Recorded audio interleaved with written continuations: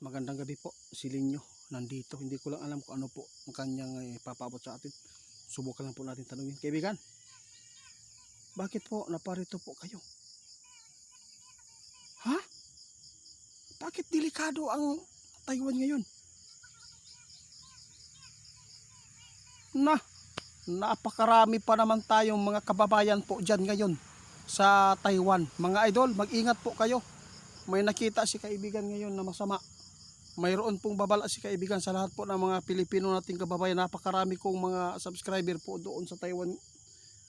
Diyos ko. Kaibigan, ano po ba ibig sabihin nito? Ingon si kaibigan mga idol, mas mauna pa ang Taiwan dito sa paglusob ng China. Kaya maghanda na lang kayo mga idol kung kailan ito mangyayari.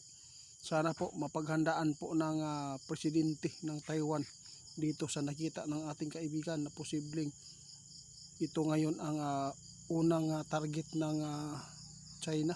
Kaya si kaibigan nagbabala ngayon sa mga Pilipino nating kababayan dyan, maghanda, mag-ingat po.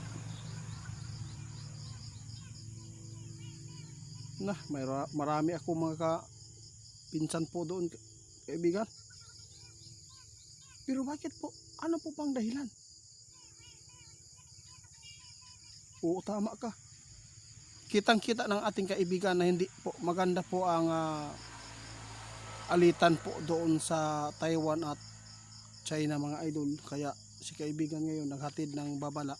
Alam po niyo mga idol, mahirap pigilan ang China dito dahil sa laki ng populasyon nila doon, daming sundalo nila. Kaya kailangan talaga madipinsahan po ng Taiwan dito. Parang hindi ako makahinga sa balita mo kaibigan. Mayroon ako mga pinsan po doon. Kawawa naman. Oo, maraming salamat mga idol. Naghingi si Linyo ng tawad po kung bakit nakapagpaabot na naman po siya ng hindi maganda po ngayon. Alam po natin marami po tayong kababayan po doon sa Taiwan. Kaya sa lahat na makapanood, isipin po niyo mabuti ang ginawa ng ating kaibigan. Ito po ay paghahanda ninyo at ikakabuti at hindi kayo mapapahamak. Kung ano man po ang mangyayari na banta dyan, kailangan po na makalikas kayo at makabalik. Para hindi maganda po ang pakiramdam ko nang marinig ko dito kaibigan.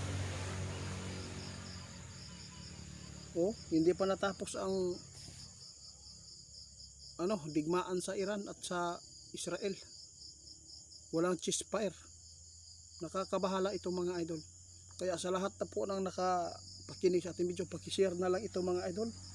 Grabe sinabi ninyo aktual, mas mauna ang Taiwan dito sa paglusob kaysa Pilipinas.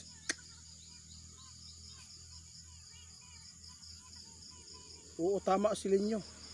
Ang ginawa po ng ating kaibigan, kung ano man po ang impormasyon po na nakikita po nila na masama ang banta, lalo na ay napakarami nating mga kababayan doon sa Taiwan nagtatrabaho. Mga idol, tandaan po ninyo kung ano man po ang mangyayari sa lugar na yan, kailangan po mag-i-alerto tayong lahat. Hindi na po maganda ito dahil si kaibigan mismo ang nagpaabot. Oo, tama ka. Kaya salamat kaibigan na sa babala. Guys, kayo na lang humusga kung paniwalaan ninyo itong nakita ng ating kaibigan. Sinabi na po niya ngayon, hinulaan na ha.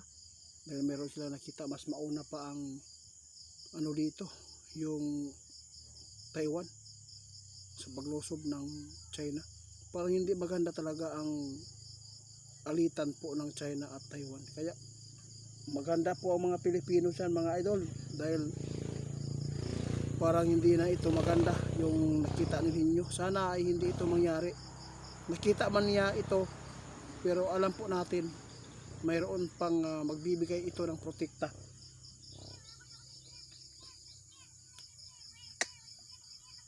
Sus, nakakalungkot naman po talaga. Guys, ito lang po ang masabi ko sa inyo. Maghanda na lang po tayo, manalangin. Dahil hindi ito basta-basta ang nakita din ninyo. Dahil po sa nakita nila agad po si Ninyo nagpaabot para mapaghandaan natin. Kasi mayroon tayong mga kababayan na mga Pilipino doon sa Taiwan. Mag-ingat na lang kung ano man po ang mangyayari. Sana ay hindi ito mangyari. Kasi mas maganda malaman ninyo na ito po ngayon ang nakakabahala dahil mas malakas ang China ngayon. Sobrang nagpapalakas sila mga idol. Ang Taiwan po ngayon para mahihirapan sa pagdisiplinsa dito.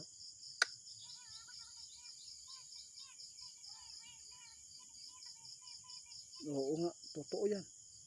Kaya walang imposible mga idol na tulungan natin. Panalangin. Mga idol, ito lang po ang aking mapaabot sa inyo. Kahit anong mangyari, kahit nasa kagipitan, huwag tayong makalimot sa Panginoon. Yun lang po ang ating sandata ngayon. Sa lahat po ng makapanood na mga kababayan ko, na mga subscriber ko, mag-ingat kayo. Babala ninyo, hindi maganda po ang lugar ninyo dyan dahil po sa China. Mas mauuna pa daw ang Taiwan kaysa dito sa Pilipinas. Sige. Salamat din nyo. Bye po. Guys, ito lang po ang masabi ko. Walang ipinapaabot sa inyo na nakapagbigay po ng masama, kundi puro kabutihan. Gusto lang namin na mapaghandaan ninyo dyan kung ano man po ang hula ng ating kaibigan. Mag-ingat kayo mga idol. Yung mga kinakailanganin po ninyo dyan, kung sakali man magkakaroon po ng digmaan, yung pera po ninyo sa bangko dyan, kunin nyo na lang po. Kung sakali man maipit, at least nakapaghanda na kayo, pwede na kayong makakilos.